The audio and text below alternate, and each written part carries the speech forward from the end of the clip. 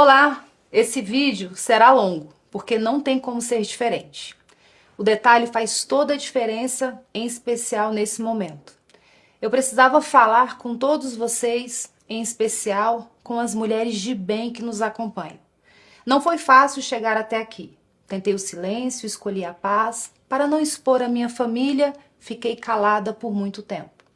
Mas tem um limite para o quanto uma pessoa consegue suportar ataques e mentiras, especialmente quando essas mentiras envolvem o seu nome, o sofrimento do seu marido, da sua família e deturpam o trabalho que você entregou de coração. Até agora eu tentei não expor a família, pensando muito no meu marido, mas não dá mais. Então eu vim para falar. As pessoas que sabem o que aconteceu se dividiram em dois grupos. Um me dizia, conta tudo, as pessoas precisam saber a verdade. O outro dizia, fica quieta, não vale a pena. Eu tentei ficar quieta, mas percebo a maldade de alguns que se dizem defensores e aliados do meu marido, mas que plantam narrativas maldosas e mentiras descaradas envolvendo o meu nome. Sem respeito, sem pudor, sem vergonha. Não me deixaram viver em paz no momento mais difícil da minha vida, inclusive ignorando o pedido que o próprio Jair escreveu em uma carta para que parassem com os ataques. Ele está sabendo de tudo e vê a situação que tenho enfrentado. Então hoje, a verdade vai iluminar o que foi escondido na escuridão das notícias falsas e nos ataques irresponsáveis. Para que todo o contexto fique claro, eu preciso voltar um pouco no tempo. Tudo começou em 2023. O meu marido estava voltando dos Estados Unidos. Ele ia assumir a presidência de honra do Partido Liberal. Ele e o presidente Valdemar conversavam sobre os rumos do partido, o que ficou para trás, o que ainda podia ser construído. E perceberam uma lacuna: as mulheres. Um público enorme, poderoso e que ainda viu Jair com desconfiança. Não tinha uma estrutura partidária que falasse de verdade com elas. Foi nesse momento que o meu nome surgiu. Eles me convidaram para assumir o PL Mulher como presidente nacional. Eu aceitei, mas fui muito honesta. Olhei para o meu galego e disse: Jair, você sabe que eu não assumo missão para viver um faz de conta. Eu já sabia o tamanho do que estava sendo o pedido e eu tinha visto de perto na caravana Mulheres com Bolsonaro em 2022 idealizada pela nossa governadora Celina Leão para ajudar na eleição do meu marido. Ao lado de Celina, Damares, Tereza Cristina e tantas outras guerreiras, eu vi o que era levar essa mensagem de esperança viajando pelo Brasil inteiro. Era sacrifício real, era entrega real. Ele olhou para mim e disse que sabia que seria difícil para todos nós, mas que era necessário. E assim eu fui, assumi esse chamado mesmo sem ter experiência partidária. O que eu encontrei pela frente era maior do que eu imaginava. O PL Mulher existia no papel, mas na verdade tivemos que começar praticamente do zero. Percorri o Brasil inteiro.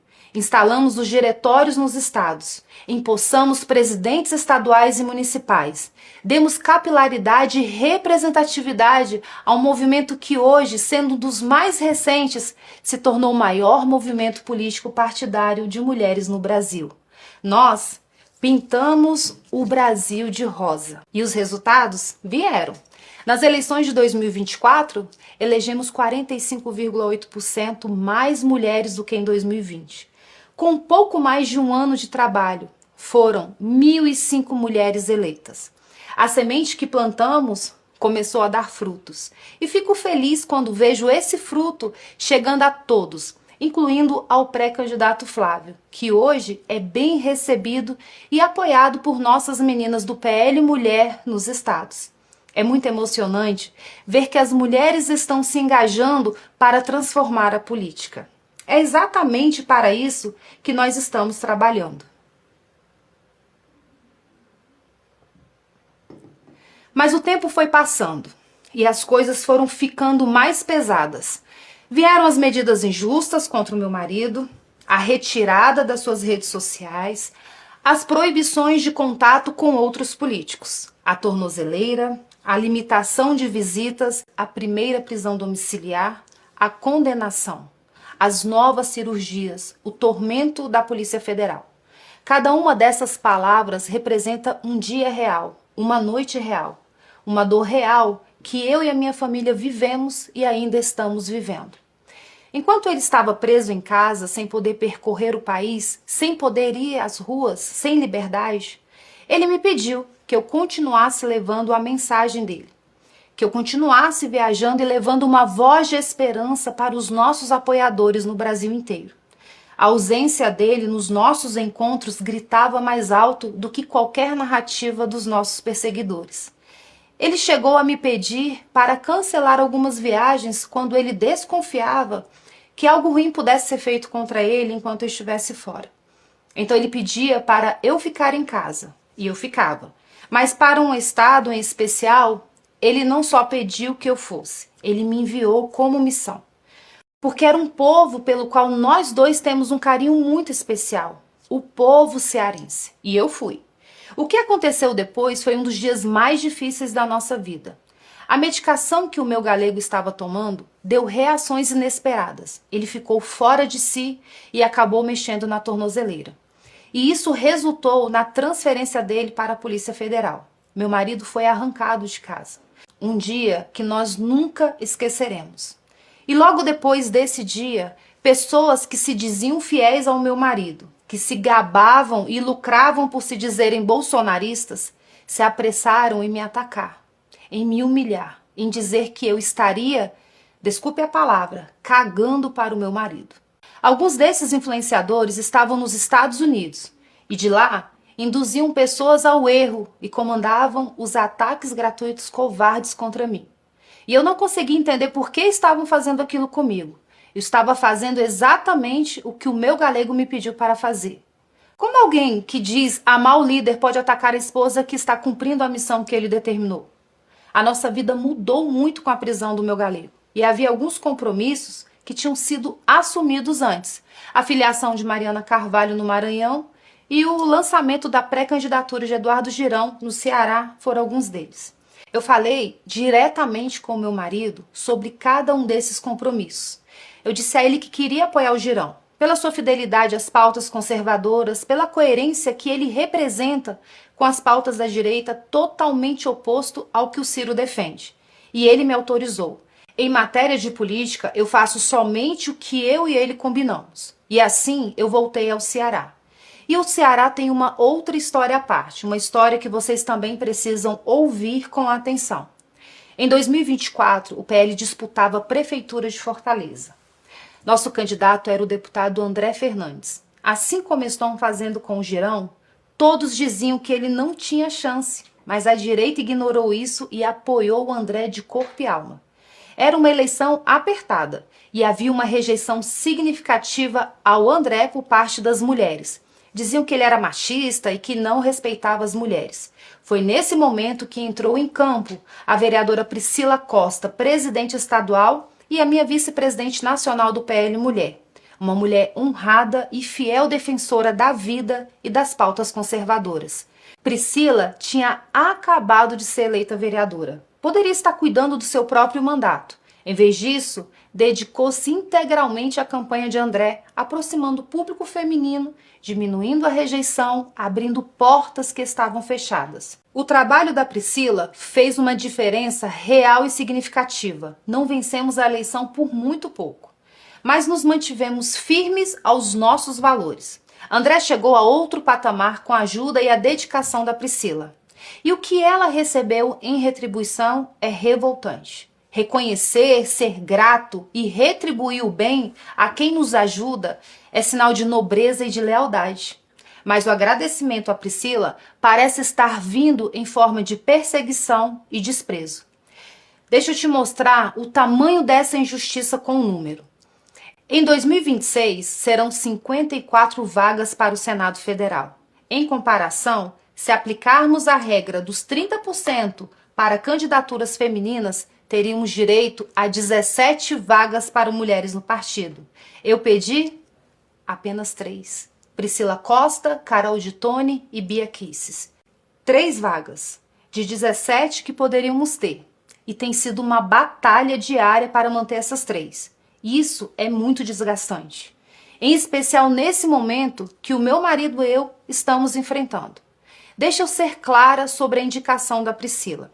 Essa candidatura foi muito bem definida por 3 pessoas. Meu marido, eu e o presidente Valdemar. Não foi sugestão, foi preferência, foi decisão. E decisão baseada no potencial da Priscila Costa. Jair definiu que o PL disputaria as 2 vagas do Ceará, uma com Priscila e a outra com o pai do André. O que aconteceu depois foi que, aproveitando-se da prisão do Jair, começaram a trabalhar para eliminar a Priscila da disputa, cedendo a vaga dela para garantir uma aliança com o Ciro Gomes. Isso mesmo, o Ciro Gomes. Eu preciso parar aqui e fazer uma pergunta. Se o André queria agradar o Ciro Gomes, por que ele não ofereceu a vaga do seu próprio pai? Será que ele acha que retirar a vaga de uma mulher seria mais justo e fácil? Que fique registrado para sempre. Enquanto ainda estava preso no 19º Batalhão, o meu marido mandou um recado claro, que foi repassado à direção do partido e ao senador Rogério Marinho. Ele disse: Priscila será candidata. O número 222 deverá ser dado a ela. Não é vago, não é interpretável, é um desejo, é uma ordem do líder. Vejam bem, a palavra mais recente do meu marido em relação às candidaturas no Ceará é essa. Não honrar essa determinação do meu marido será um ato de traição contra Jair Messias Bolsonaro. Venha de quem vier. Agora, muitos falam da polêmica no evento do Ceará. Eu vou te contar o que aconteceu lá. O senador Eduardo Girão é uma pessoa diferenciada, um homem que, quando todos cediam, ficou de pé defendendo a vida desde a concepção, as causas conservadoras e a lealdade ao meu marido, mesmo quando essa lealdade tinha um custo alto. Girão é o único verdadeiro representante das pautas da direita na disputa pelo governo do Ceará. No dia do lançamento da sua pré-candidatura, estavam presentes vários representantes do PL, inclusive o presidente estadual André Fernandes. Fiquei até feliz, eu pensei, talvez haja uma chance de o partido apoiar o Girão no primeiro turno. Não se trata de interferência, mas sim uma mostra do que seria mais coerente, mais fiel aos nossos valores.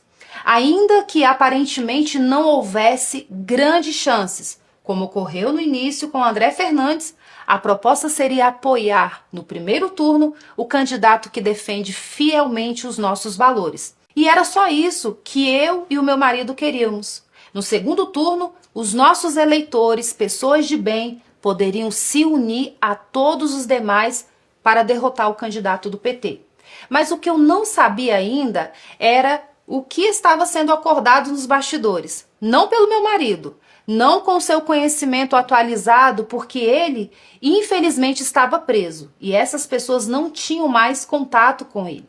A última palavra sobre o Ceará, ele falou a mim e eu transmiti a cúpula do partido. Voltando ao evento, enquanto ele ocorria, eu percebi algo que me tocou fundo.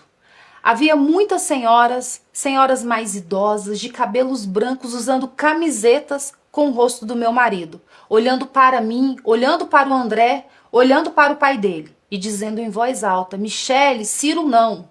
Quando o André e o seu pai foram discursar, as vozes ficaram mais altas, mais incisivas e diziam: Ciro não. Vaiavam e chamavam de traidores. Eu fiquei ali assistindo aquelas mulheres, aquele povo simples, fiel, que não negocia convicção por aliança pragmática. Quando chegou a minha vez de falar, eu me dirigi ao André Fernandes. Eu gosto dele, eu não falei por raiva. Falei por respeito, porque respeitar e gostar de alguém é também ter coragem de dizer o que precisa ser dito. Eu fiz elogios sinceros, critiquei o ato, a aliança precipitada com o Ciro, e não a pessoa. E encerrei elogiando novamente o André, a Bela, o Carmelo e todos os jovens ao redor dele. Alguns acharam que eu não deveria ter falado. A maioria esmagadora, porém, disse que eu estava certa. Basta ver como as redes reagiram. Mais de 90% das menções do dia foram positivas àquele gesto. Mas, independentemente disso, posteriormente, pedi perdão ao André por eventualmente tê-lo magoado. Magoar nunca foi a minha intenção. Quando o evento terminou, eu voltei para Brasília. E durante o trajeto de volta, aconteceu algo muito ruim. Algo que eu não esperava. Algo que doeu de um jeito que palavras custavam a descrever. Uma punhalada. E é nesse momento que entra na história o meu enteado Flávio. Uma punhalada. E é nesse momento que entra na história o meu enteado Flávio. Ver o que estavam fazendo no Ceará contra um candidato leal e contra uma mulher fiel, ambos da direita, foi ruim. Mas o que aconteceu quando voltei para Brasília foi muito pior. Antes de seguir, eu preciso que você entenda bem o motivo pelo qual eu não poderia ficar calada diante de uma aliança com Ciro Gomes no primeiro turno, enquanto temos um candidato verdadeiramente de direita que, com o apoio que o André tem, seria um candidato competitivo. Não é questão de política, é questão de coerência. Ciro Gomes foi o principal responsável pelo processo que levou à inelegibilidade do meu marido. Durante a pandemia, numa live com outros esquerdistas, ele incentivou e conclamou as pessoas a chamarem o meu marido de genocida e pediu que repetissem isso o tempo todo. Ele chamou o meu marido de ladrão de galinhas, de corrupto, de burro, de jumento. Diz que Bolsonaro roubava gasolina. Disse que as esposas de Bolsonaro seriam todas ladras. Disse que os filhos do meu marido, os meus enteados, eram corruptos, que eram ladrões.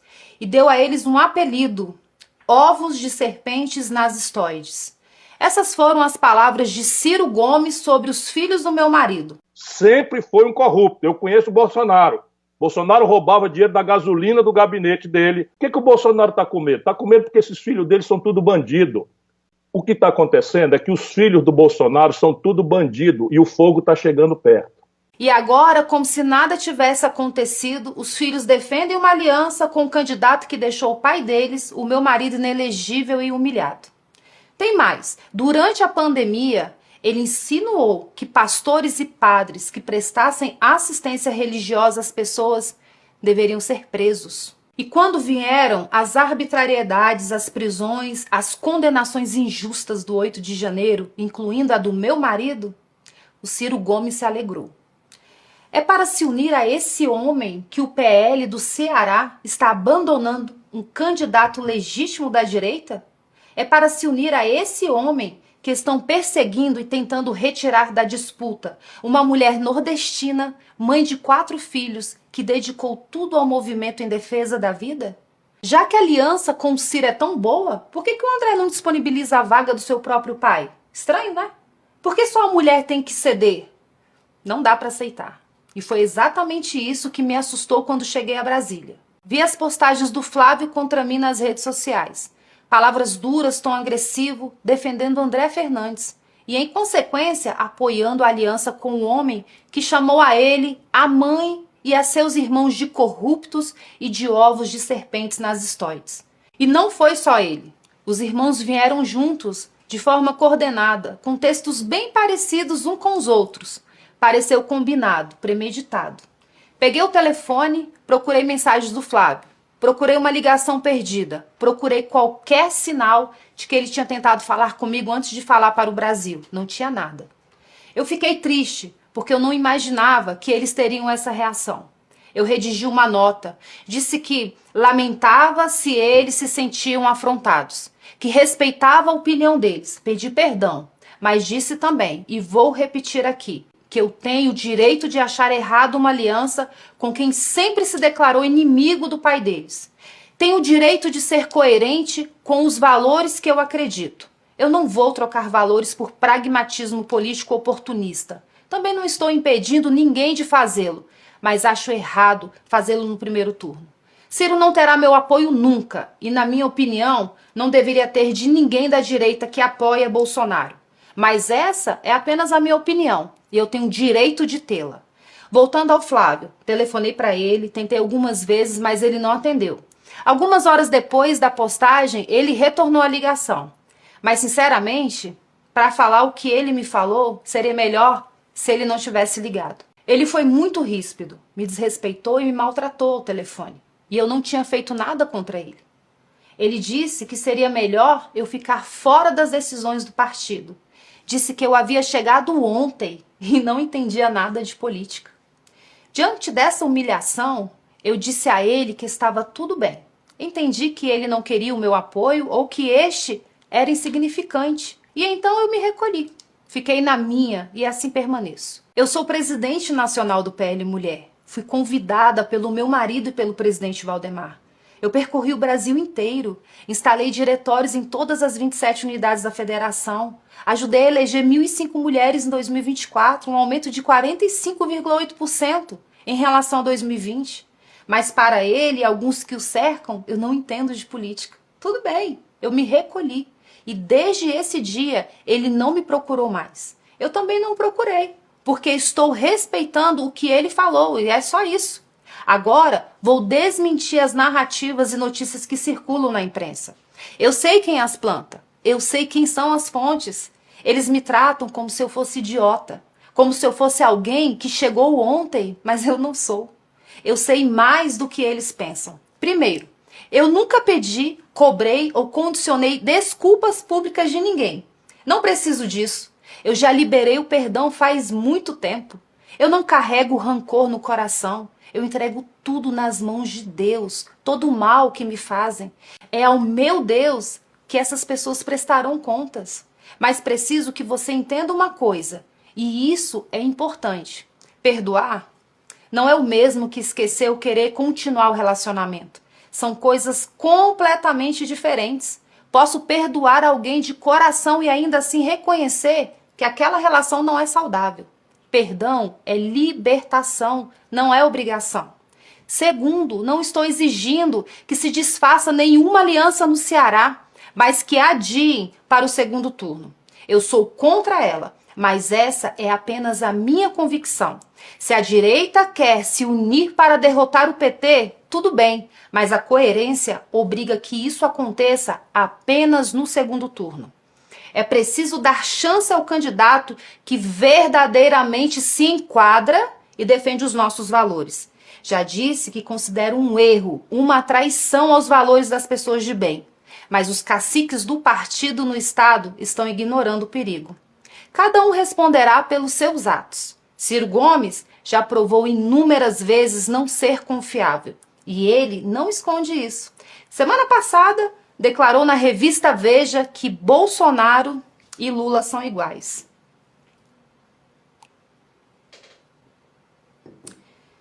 É só uma questão de tempo para ele se voltar contra a direita. Todos foram avisados, em especial dentro do partido, e serão lembrados disso. Terceiro, o Flávio vai à minha casa toda semana, mais de uma vez. Se ele realmente quisesse falar comigo, já teria falado. Se considerasse necessário o meu apoio, já teria conversado. Estou na minha. Continuarei recolhida. Quarto, as tais fontes espalharam para a imprensa que eu teria ficado com raiva porque queria ter sido candidata.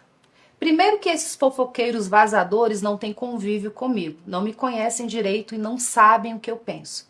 Segundo, minha prioridade agora não são candidaturas. Minha prioridade agora é cuidar da minha família, do meu marido que está precisando de mim. Meu futuro político está nas mãos de Deus. Ele providenciará tudo. E quando for o momento de decidir o que quer que seja, sou eu mesma quem falarei. Não preciso de porta-voz. Entendam, tudo isso que falei nesse vídeo aconteceu antes da indicação feita pelo meu marido. Os fatos são anteriores e não tem nada a ver com escolhas e cargos. Tem a ver com respeito e consideração. Mesmo depois de todas essas coisas, eu abençoei a escolha do Jair e a pré-candidatura do Flávio, nas mesmas redes sociais nas quais ele e os irmãos me atacaram, e onde também foi publicada a entrevista dele me chamando de desrespeitosa e autoritária. Como eu disse, eu aprendi a conviver com isso. Perdoo os que me fazem o mal e permanecerei no meu lugar.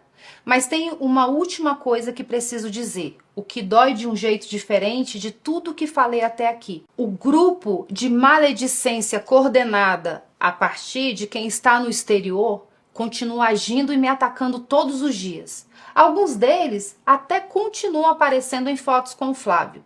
Eles fazem postagens e vídeos retirando do meu nome o sobrenome Bolsonaro, na tentativa de me atingir. Não me atingem. Eu sei quem eu e o meu marido somos. Mas será que eles pensam no que estão provocando na vida da minha filha? Ela é uma adolescente que acompanha tudo, que lê tudo e que sente tudo. Será que na irresponsabilidade deles, eles imaginam o que estão fazendo com ela? Claro que não. Eles não se importam. Para eles, tudo é política. E uma política que não existe em função do ser humano. Esse tipo de política não serve para nada além de egoísmo. É importante entender que eu não mando recados. Quando eu tenho algo a dizer, digo olhando no olho como estou fazendo agora. Eu não gosto de mentiras. Nunca gostei. O meu Deus é o caminho, a verdade e a vida. E quem vive por ele não se agrada com as mentiras. Falei quase tudo o que precisava ser dito. A verdade está aqui, para quem quiser ver. Aqui do meu lugar, eu sigo cuidando do meu marido, cuidando da minha filha e servindo ao meu país da forma como posso. Essa é a minha missão. E dessa, só Deus me tira. Por último, eu quero aproveitar a oportunidade para agradecer publicamente, de maneira muito especial, as minhas presidentes estaduais e municipais por todo o empenho e dedicação à nossa missão e pelo apoio que vocês têm dado à pré-candidatura do Flávio. Vocês são o verdadeiro alicerce da nossa nação. São a força delicada que transforma o mundo. Vocês definem hoje o futuro do nosso país. Continuem firmes nesse propósito. As dificuldades nos fortalecem e a esperança tudo vence. Eu amo a vida de cada uma de vocês, mulheres alicerçadas. Que Deus os abençoe, que Ele abençoe as famílias brasileiras e que Deus abençoe o nosso amado Brasil.